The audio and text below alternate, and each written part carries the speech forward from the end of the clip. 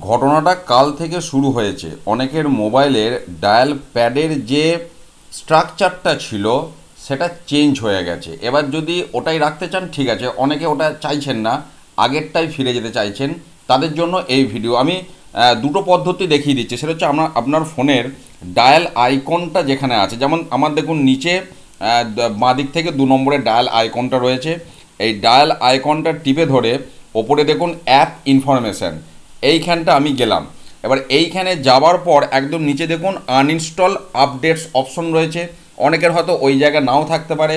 ওপরে ডান দিকে যে 3টে ডট রয়েছে এই জায়গাটা ক্লিক করলে অনেকের আনইনস্টল আপডেট অপশনটা থাকতে পারে। যে আপডেটটা হয়েছে সেটাকে আনইনস্টল করে দিলেই ম্যাটারটা আপনার সলভ হয়ে যাবে। এছাড়াও আমি আরেকটি পদ্ধতিতে যাওয়া দেখাচ্ছি। একদম ডান দিকে আমার নিচে যে ফোনের সেটিংস অপশনটা রয়েছে, এইখানে সেটিংয়ে গিয়ে আপনি একটু নিচের দিকে যান, অ্যাপ পেয়ে যাবেন।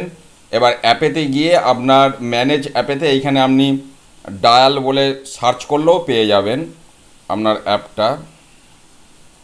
দেখুন আমি ডায়াল বলে এই যে কন্ট্যাক্ট অ্যান্ড ডায়ালার, দেখুন যে জায়গাটা ছিলাম সেখানটাই আবার ফিরে চলে এলাম। মানে প্রথম পদ্ধতিতে যেভাবে এসেছিলাম এখনও সেই জায়গাতেই চলে এসেছি। তো আপনি এবার ওপরের ডান দিকে 3টে ডটেও আপনি আনইনস্টল অপশনটা পেতে পারেন, অথবা নিচে যেমন মাঝখানে রয়েছে আনইনস্টল আপডেটস, ওই জায়গাটা ক্লিক করে আপনি আনইনস্টল করে দিন। দেখুন আপনার ডায়াল প্যাডটা আগের যে আকার ছিল, রূপ ছিল, সেটা ফিরে পেয়ে যাবে। অবশ্যই কমেন্ট করবেন যে আপনাদের আগের অবস্থায় ফিরে গেল কি না। ধন্যবাদ।